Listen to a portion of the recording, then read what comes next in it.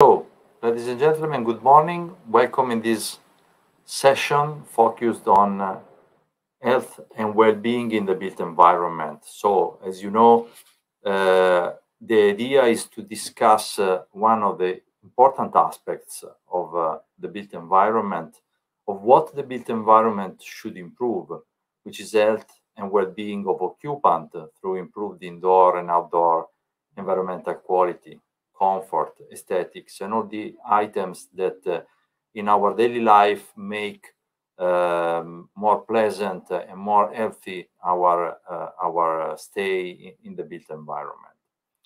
I will just make a very short introduction before presenting our two speakers.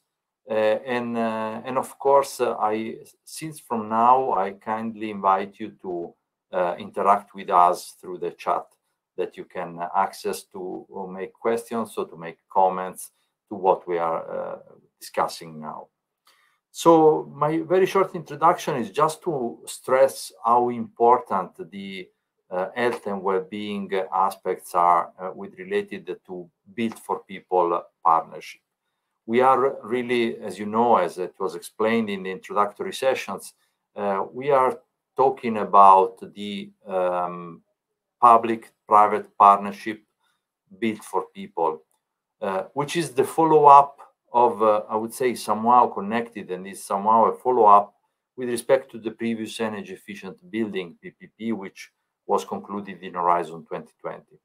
And already I think that this shift from energy efficient building to Built4People shows how we are going in the direction of keeping not only efficiency into account, but also to keep the person at the center of the built environment. And this is for sure particularly true after the pandemic, and it involves not only specifically health and well-being, but also the possibility in connection with the efficiency to have a behavioral change and to improve inclusivity for all the person.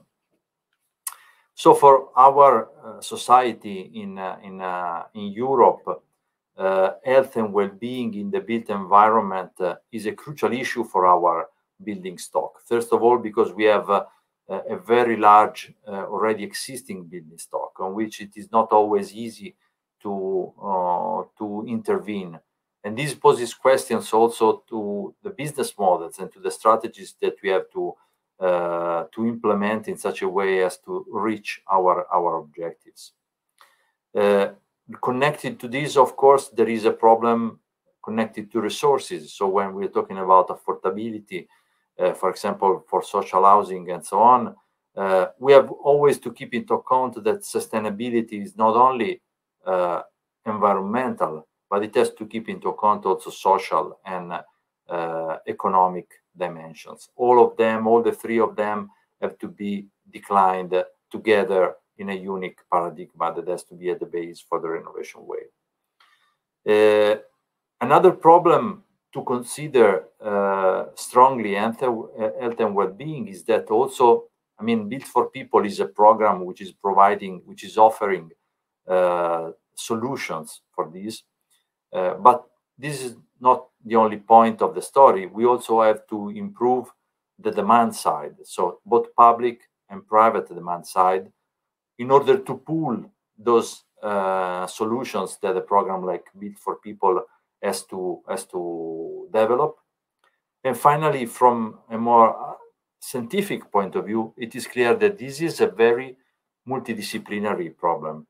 So it involves not only engineering and technological dimensions, but also socioeconomic, behavioral, psychology, physician, medicine, natural solutions. So all of these for indoor and outdoor environment at the same time have to be declined together once again, and in a series of projects and demonstration activities that have to be to put around the table all the necessary stakeholders.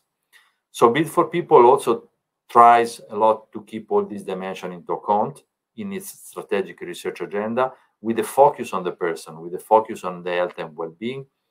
And I think that the discussion with starting from our two outstanding speakers can surely help to reinforce the contents and the perspective on how we have to keep this dimension into account in the implementation of the Built4People program. So this brings me to introduce the first of the two speakers. The two speakers are Sorcha Edwards and Franziska Schreiber. Sorcha Edwards from Housing Europe and Franziska from Bauhaus Earth. I will introduce in more detail Franziska later.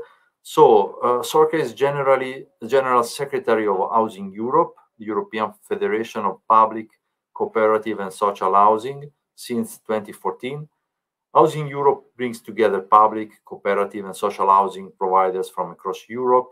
They share a vision of a Europe which provides access to decent and affordable housing for all in communities which are socially, economically, environmentally sustainable, and where everyone is enabled to reach their full potential.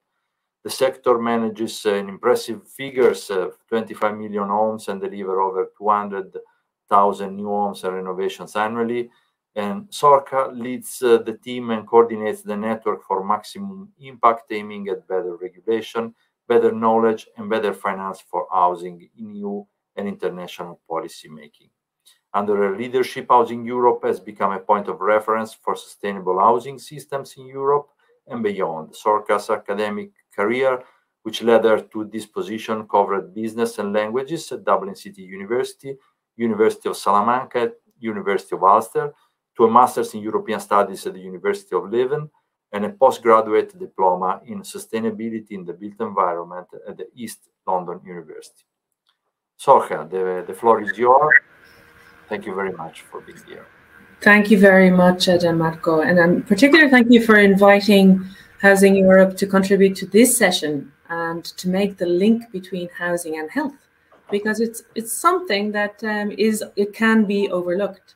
And of course, adequate housing is really a predeterminant of health, of many different types of health. So mental health, it's an obvious one if we are under pressure when it comes to housing, if we're not in the right housing conditions, but also respiratory health, if those indoor environment is not healthy.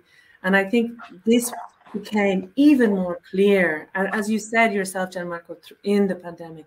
So this key link between housing policy and health policy became even more clear. So yes, to kick off our session and to give us a bit of a taste of the challenges that we are facing in the social and affordable housing sector, and maybe from that some ideas on how we can work together, as you say, in this multidisciplinary fashion to tackle those. So coming out of the pandemic and now going into other challenges, obviously, and we remain true to this mission of taking the neighborhood approach when it comes to provision of housing, tackling the stark side of housing exclusion, which of course is homelessness, but also the role of affordable housing, social housing provider, working with local authorities to look at inclusion in the labour market, to reach those most furthest from the labour market, and to look also beyond the four walls of the individual homes to inclusive and green cities. So it's quite a broad mission.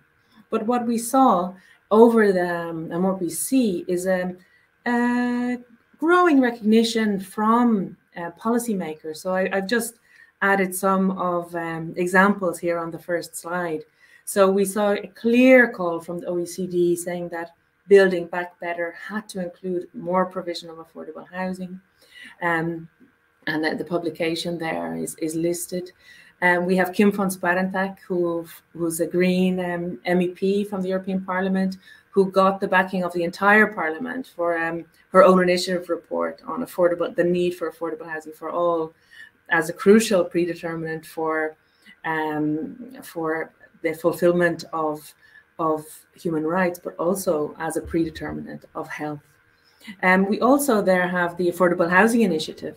And there we see that came as a recognition under the Renovation Wave. In the first communication of the Renovation Wave, the Affordable Housing Initiative was launched. And that was a recognition that we can't, when we look at refurbishment, we have to also look at health, inclusion, and ideally at a district level.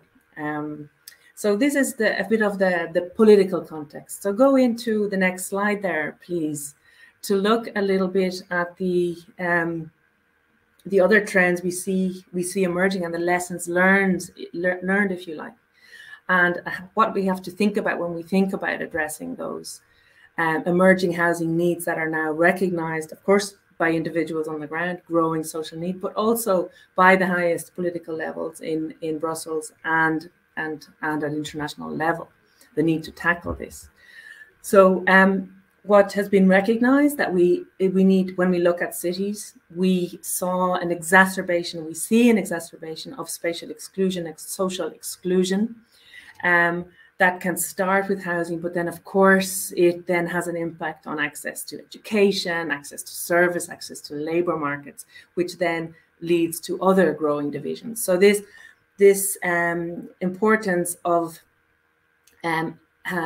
when you access affordable housing, that you also access employment and services is very crucial. I think it's also something that can feed into some of our research going forward. We also saw a changing role in the home, so the different functions of the home. So this need to have more space for potentially remote working. And of course, the disadvantage if you don't have that space creates indeed potentially more inequalities.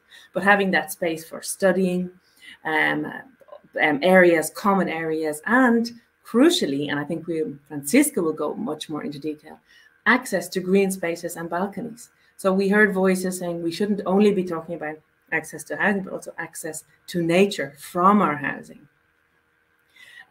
What we also saw is, of course, the bigger stress on because of climate, the need for climate mitigation and climate adaptation, of course, the much bigger focus on energy performance of buildings. So this became much larger on the agenda because people were spending more time at home, had to be also connected, were using more energy.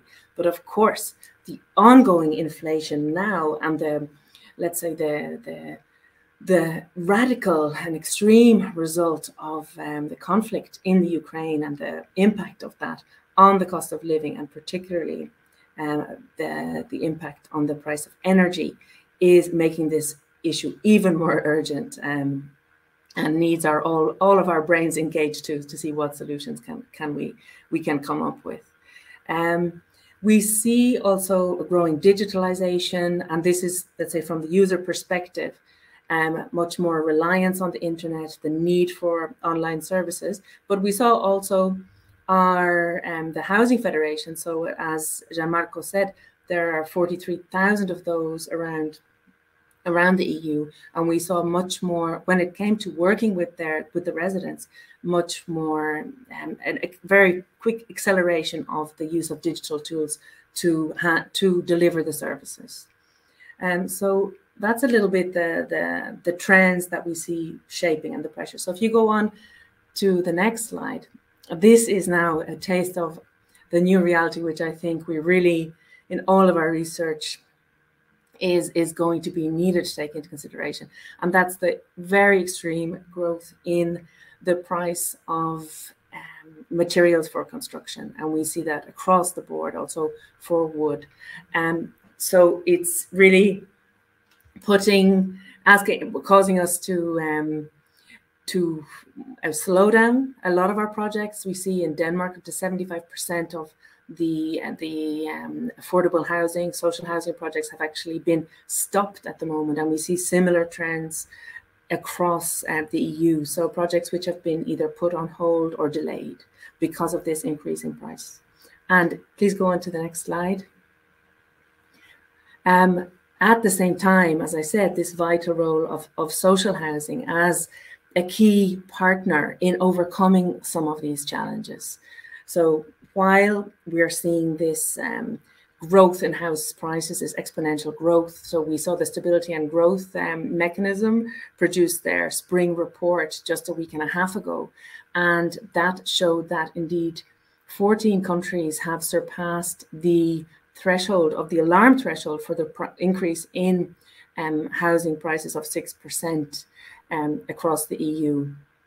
But and at the same time, as I've said, we have brakes on the production of social housing. So the pressure is coming from different directions. And at the same time, we have to see the added value of social housing in this field.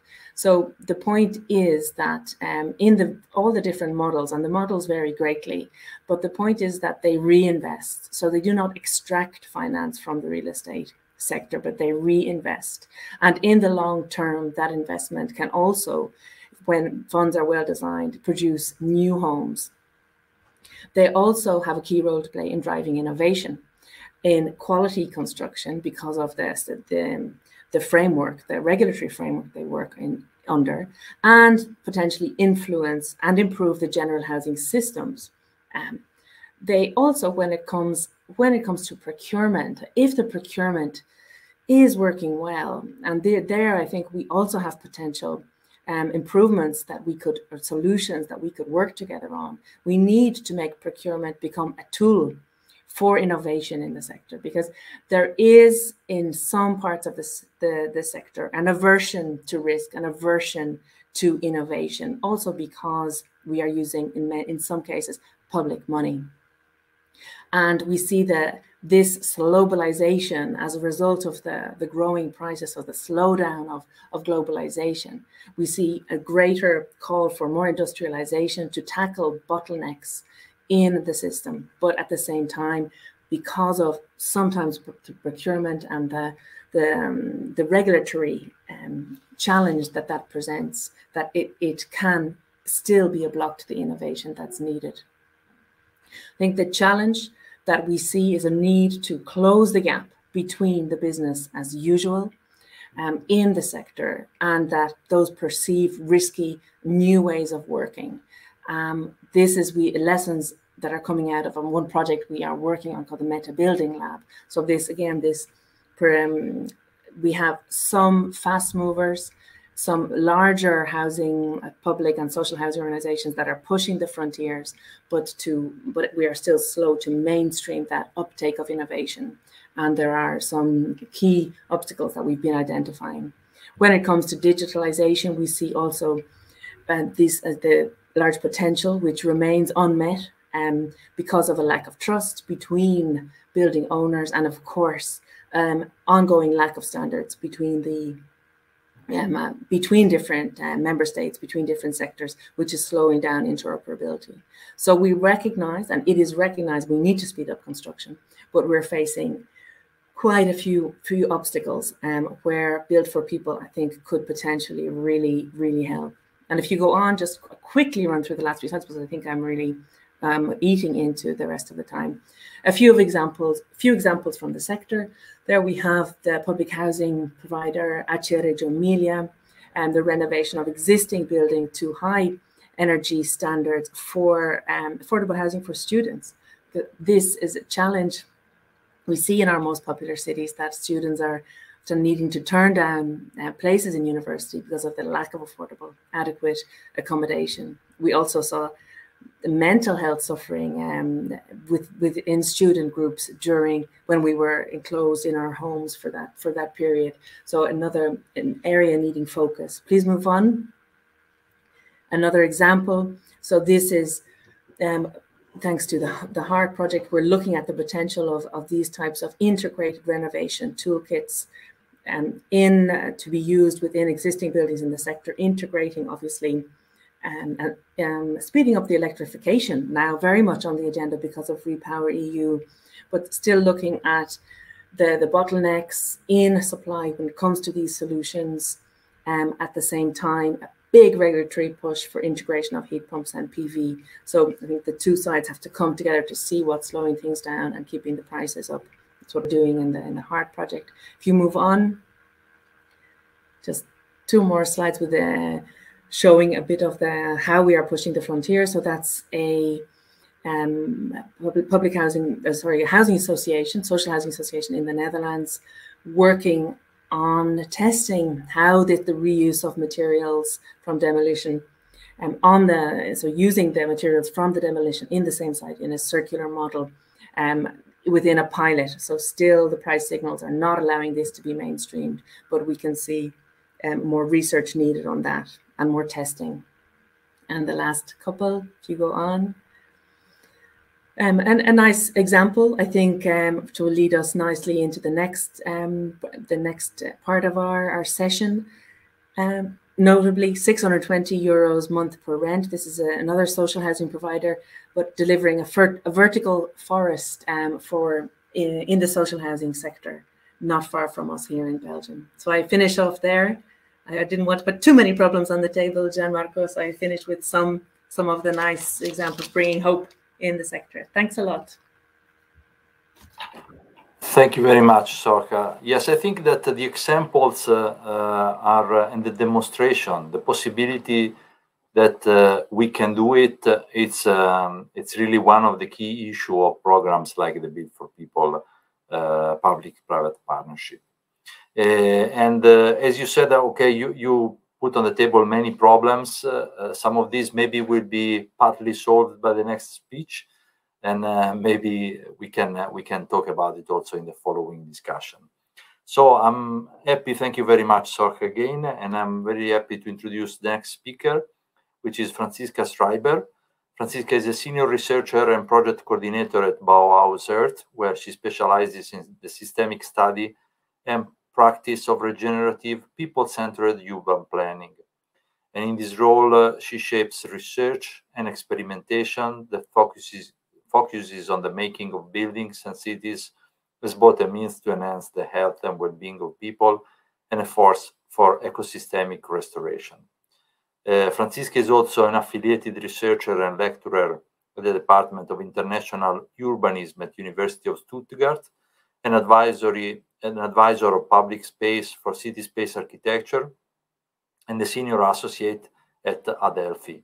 Between 2015 and 2019, she was leading the urban transformation area at Adelphi and led international research and consultancy projects for clients such as Cities Alliance, UNESCO, KfW, German Development Cooperation, federal ministries, and so on.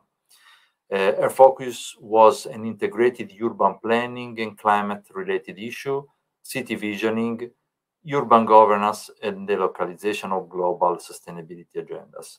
And she closely advised the German government on the development of new urban agenda and prepared the recommendations to advance the national urban development policy in Germany, the Leipzig chapter, and the urban agenda for the EU, and on behalf of the Federal Ministry of the Interior, Building and Community. And prior, Mrs. Schreiber worked at the International City Network ICLEI, Local Governments for Sustainability, and at various urban research institutions. So, Franziska, many thanks for being here. We look forward to your presentation, and the floor is yours. Thank you very much. Thank you very much, Marco, and also big thanks to the organizers for inviting me and inviting Bauhaus Earth to contribute to this really interesting and relevant topic and forum. What I would like to do in my input is basically to share some ideas and thoughts on how a regenerative design approach can help improve people's health and well-being in cities. And I would like to start with an image on the next slide, please, from a project I was involved in called Sense the City, where we basically ask people around the world what needs to change in their cities, and also what were their wishes, hopes, ideas for the city of the future. And I think this image here actually quite nicely brings together the three most frequently mentioned issues and brought forward by our interviewees that happen to have a lot to do with health and well-being and the built environment, and are now increasingly being discussed in the context of the post-corona city. And that is first really the need for more public space, and I'm not talking about parking lots or street space, but really spaces for people. The need to provide more access to nature and to green to green open spaces, what Sorcha was already talking about, and And the withered bushes we can see here kind of in the background is really not what I'm referring to. And then really also that we need to change the way we design and build our buildings and the materials we use for it, because it has a huge impact on how we feel, on how we work, on how we sleep. Next slide, please. And these issues are, of course, not necessarily new, but I think what the pandemic did was really to create a whole new awareness about the relationship between the way our cities are built and designed and how that actually affects how we feel, our health, our well-being.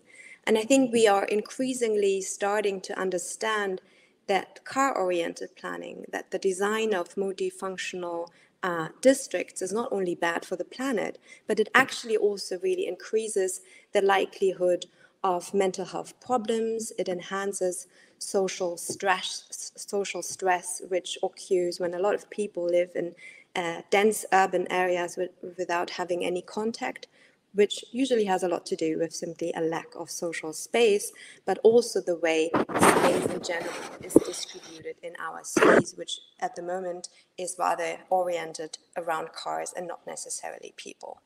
Next slide, please. And I think that's really what people realized during the pandemic while being bound to their own neighborhoods. And it was quite fascinating to see at what scale and at what speed they really started to reclaim street space and transforming it into public spaces to create opportunities, new opportunities for encounter, for interaction, for exchange. And the reason why I'm talking about this here in this session is to highlight once more the critical role that public space plays in building community and creating a sense of belonging, which at the end of the day has a huge impact on happiness, on well-being and our health. Next slide, please. But we also know, of course, from 50 years of research also that public space only becomes social space if it is well designed, which does not necessarily have to be expensive, but it needs to follow a couple of rules, which means that public spaces need to be accessible. They have to be comfortable. They have to speak to people's senses, and they need to combine different uses and activities, and that can simply be just providing the opportunity for people to sit down, to lie down without actually having to consume. It can be the opportunity to do sports. But public spaces can also be a host of social infrastructure, such as mobile libraries, something we are seeing here on the right, a project in Manila where they have tried to combine public space design with social infrastructure to kind of see how to enhance the social infrastructure. So really something we can learn from and also look into. Next slide, please. But really also another issue I think that many of us realized, and Sorcha already touched up on during the pandemic, is really the increasing need to invest in nature. I think we all realize every day in our cities that more and more land is being sealed, and often actually quite unnecessary, which means that our cities are becoming denser, they're becoming noisier, they're becoming more stressful, and also the effects of climate change are becoming more and more noticeable, which has in turn a huge impact on mental health. And there's really an urgency, next slide please, to give new priority to green and blue infrastructure, and not only because it is a climate change adaptation and mitigation measure, but really because people need and want places for recreation, places for relaxation, and also they want to connect and need to connect to nature. So wherever possible, we should really exploit opportunities to not seal, but actually unseal land in cities and enhance urban greenery, invest in urban forests. And I really believe that Paris' goal of unsealing and greening 50% of its city's surfaces until 2050 is really the scale we should be looking at and we should be aiming for. And we see in all trend analyses at the moment that it's really high quality of life and healthy working and living environments that will be the location factors for cities and is increasingly becoming. Next slide, please. And that really brings me to the last point, which is very much related to the way we build and design our buildings, and where we often tend to ignore insights, and Marco briefly touched up on it, insights from psychologists, but also from neuroscientists, telling us how strongly actually form, visual complexity, but also materials impact how we learn, how we sleep, how we work in our buildings.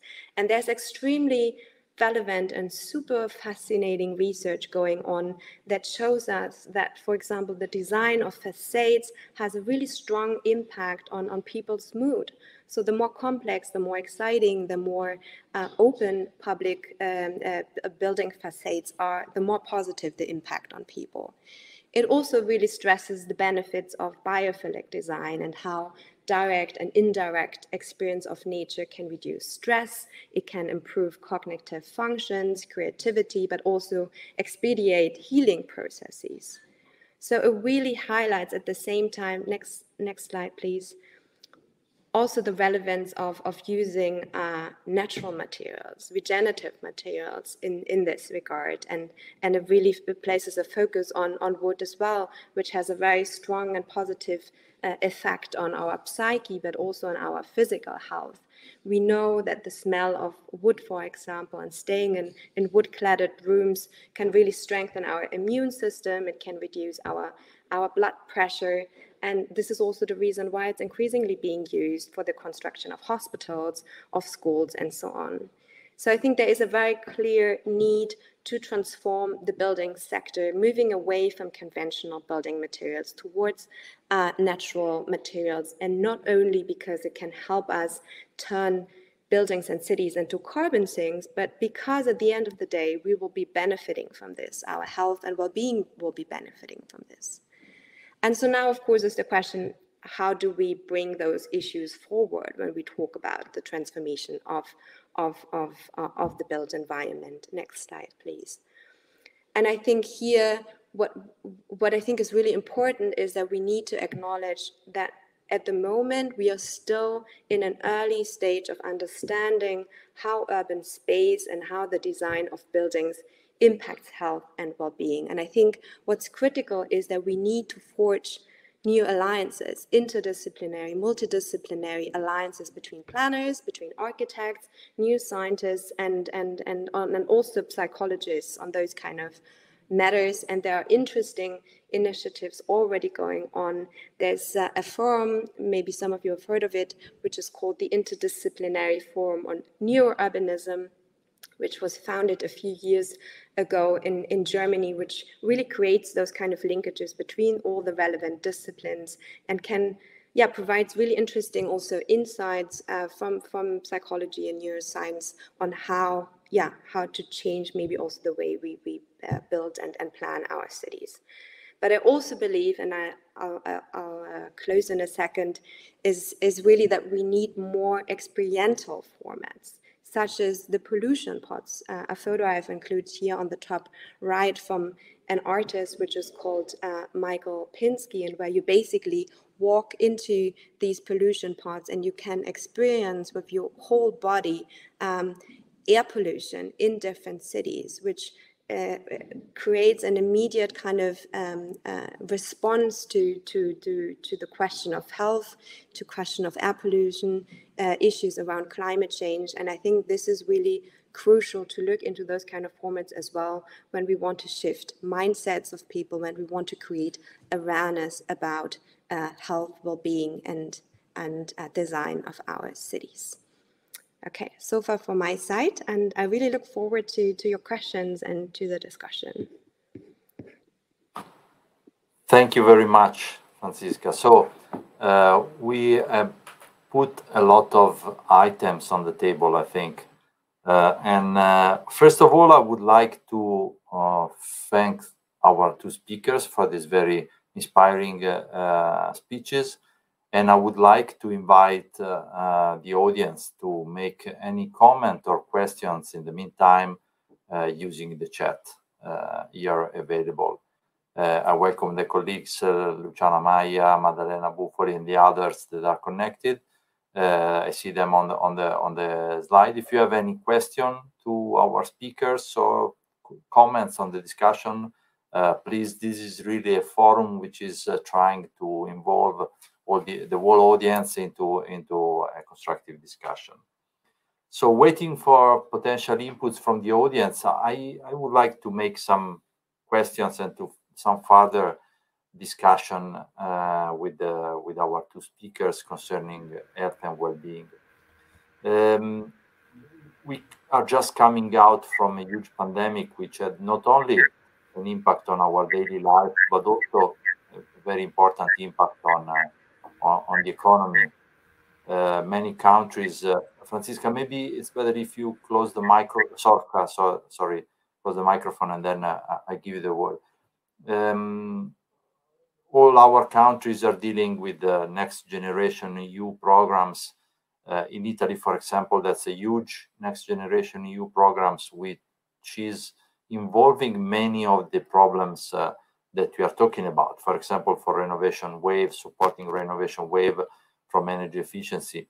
But actually, it still seems like efficiency, and in some cases, for example, in Italy, there is a huge issue with the seismic safety. My region, for example, has been very strongly affected by earthquake quite recently in 2016. But still, when we're talking about comfort, health, well-being, even after the pandemic, not so much in practices at the single housing level is still taken into account. So I would like to ask the two speakers to comment on that, and still trying to understand actually what we learned from the pandemic and which are the main consequences on the practical side, and what Built4People can bring in field specifically on this point of view. Of course, the pandemic stressed a lot the importance of the comfort of the indoor environment. Francisca already mentioned the connection with mental consequences like schizophrenia or depression and so on. So, and if we go into, maybe we'll later talk also about the economic aspect of this. If we go into homeless, of course, problems like Sorka was mentioning, this is even stronger. So from your point of view, which are the main lessons learned? Now we can propose solution to improve the health and well-being after what we learned. So Sorka, maybe you can start. Sure, I'm happy to kick off. I think one of the key lessons we learned from the pandemic, and not only from the built environment sphere, but across the board, is just how fast we can move when we need to. We saw a real speeding up of policymakers working together across departments to urgently work and bring in evidence into their work. So speeding up of evidence-based policy making. And you mentioned homelessness. I mean, we saw a radical mobilization by cities to use to work together with owners of empty buildings, and so even in Brussels, occupation of offices and on a temporary basis. But I think this is what it revealed. It revealed how quick, if we really are focused, how quickly we can come up with solutions. And I think also how important that evidence was. And for me, it was really an example of evidence-based policymaking and co-creation, because we were all presented on a daily basis with the evidence on the national news, and we talked with local councillors. So it was really in many cases a co-decision making, and we saw rapid action. So I think we have to not forget those lessons about how quickly we can act. And then from a housing perspective, of course, we saw straight away that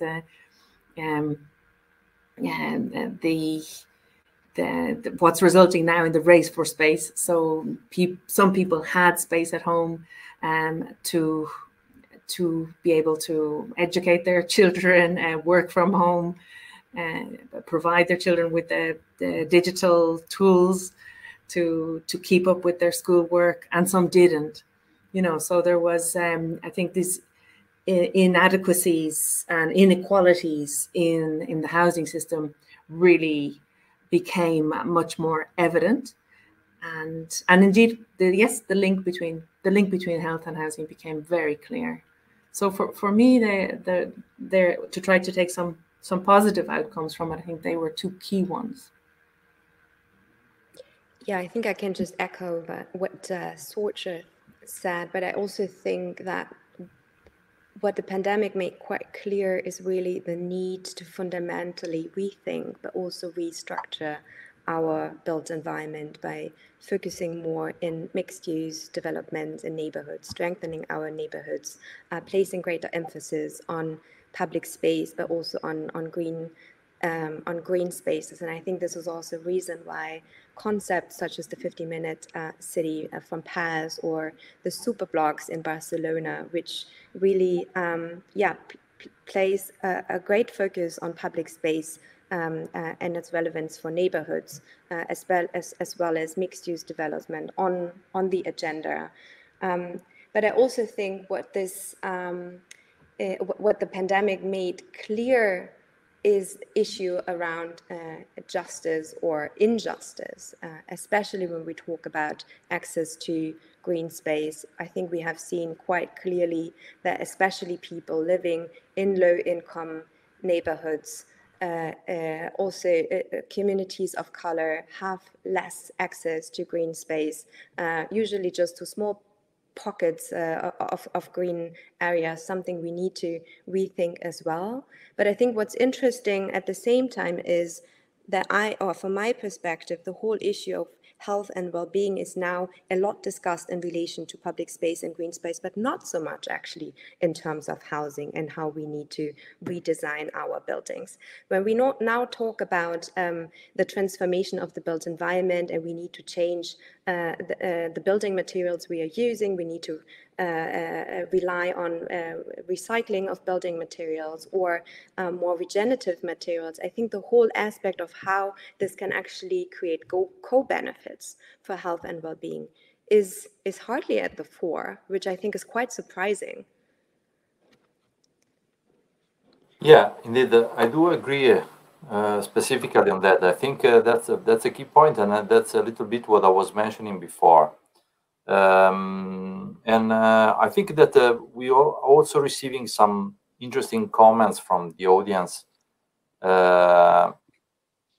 And I think two of them are quite interesting. The first one is, do you think that there is a lack of standardization, like definition, indexes, models in the field of health and well-being? Do you have ideas on how, for example, which disciplines to tackle this issue? These comments come from Giorgia Spigliantini. I don't know if some of you want to answer. I just can mention, for example, that we have been partner in a project where we defined certification schemes for age-friendly environments. So a little bit like certification for energy efficiency. Well, we have been part of a process to define a certification scheme for age-friendly environment. Homes for Life is the name of the project, of the initiative, and that's a key. That's one of the results from the previous project in this direction. But of course, I think that, for example, when we go to measure comfort or to define comfort, and when we define comfort or wealth, wellness or health and healthy environment, the problem of standardizing this is also connected with the problem of certifying this and of giving some values, contractual values to this aspect. So I think this is very relevant. Sorcha, Francisca, do you have any comments on this specific question? Yeah, I can start if you don't mind, Sorcha. Yeah, I think at the moment there's a lot of unclarity actually when we talk about these issues, and I think everyone means something different when he or she relates to well-being or health, and I think that was also the reason why I stressed the importance of engineers and planners and architects really working together with disciplines which look at health. Which includes psychologists, which includes neuroscientists, and I think there we are really still at the very beginning.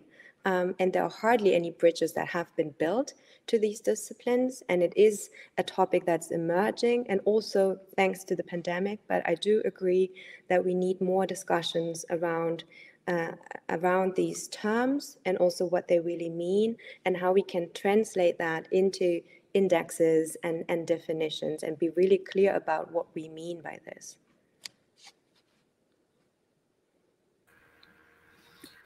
I think that makes perfect sense. And we often, I mean, let's say a very practical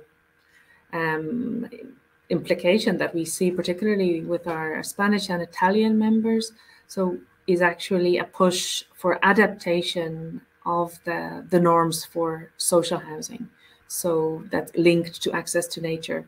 So as a direct result, they have been working with ministries for an adaptation of those standards in view of the experience over the last years. So I think just this is an indicator that there more needs to be done. And we see also more growing collaboration between the health sector and the housing sector, but more specifically related to prevention of disease or treatment of disease linked with the indoor air quality. So there we do see more recognition of the impact on the health services, so the cost to the public health service of inadequate housing. And I think this is probably where change can come if we have more data that really show that it is costing society. So inadequate housing, unhealthy living environments, whether that's indoor or outdoor, are actually costing society. And there are simple ways, and I think we've seen some of those today to address that. Well, Gianmarco, I was going to just jump to the next question just quickly, if that suits. Yeah, on the issue of the Global South. But just one point came to mind, which I had covered in very briefly in our presentation, and it's something that I think we would definitely like to work more together on. And it applies as much to the Global South as to the countries we work directly with, linked with this globalization, linked with these bottlenecks in the supply chain, and the fact that we are not exploiting local supply chains to their maximum, and the link, also the procurement rules to that. So the maximum exploitation of local materials, local supply chain, I think is something we could work together with the Global South on, because we share that challenge. Let me also reply to Luciana's question. So maybe I can just reflect a little bit on some of the experiences I had when we we actually just came back from Bhutan, where we were basically asked by the Ministry for Human Settlements and Works to support them in transforming their construction sector away from conventional building materials, especially steel and cement, towards timber and bio-based materials. So we have been looking at the whole basically value chain or supply chain, starting from source to the whole question of what would this mean in the urban context. And so we now looked at potential pilot projects and how we can make this change also visible through buildings, while at the same time addressing urban development challenges that we are seeing in Bhutanese cities, such as the lack of public space, also the lack of green space, the same with lack of walkability in cities, etc. So we are now basically exploring opportunities to respond to those challenges through experimental buildings, multi-story houses, mixed-use houses, which showcase and demonstrate the possibility to actually build with wood at 4, 5, 6 stories, but at the same time also including public spaces, residential units, etc. So I think this whole idea of investing in prototypes to address multiple issues at the same time is really crucial. Yeah, as I said, we have a couple of minutes left. So before we wrap up, I want to thank Gianmarco, Francisca, and Sorcha for being here, for your inputs. I think this was a very interesting section. So thank you very much. And thank you also for our audience. I think we had a very good discussion. If you have any final remarks, I would mention, so we are now in the final run-up to the 3rd International Social Housing Festival, which will take place in Helsinki. Obviously, a lot of expertise on health and housing and the use of wood also in housing. And for us, more importantly, addressing housing exclusion very successfully. So there will be 80 events over 4 days in Helsinki from the 14th until the 18th of June. And I think something for everybody there, and very much linked to the topics we're discussing today. So thank you so much, and for the excellent preparation, and for having Housing Europe on board today. Thank you for the invitation. I hope some of us can join. Yeah, big thank you also from my side, and maybe another announcement of a nice conference you can attend online if you want to. Bauhaus Earth is organizing or co-organizing together with the Pontifical Academy of Sciences at the Vatican a conference on reconstructing the future from the 8th to 10th of June.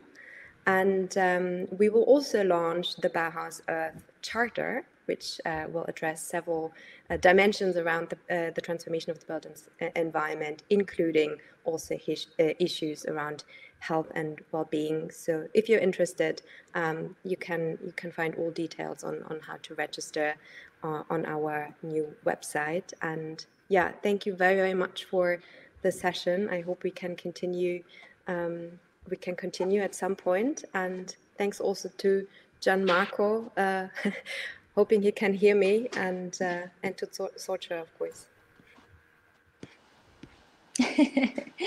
Thank you very much. I think very nice event coming up in June. We also have a summit in London the last week of June, so maybe I'll see some of you there. Again, thank you very much. I think it was an amazing session. So I'll invite everybody to go back to the main stage for our closing. Thank you. Thank you all. Thank you, Gianmarco. Thank you, Carolina.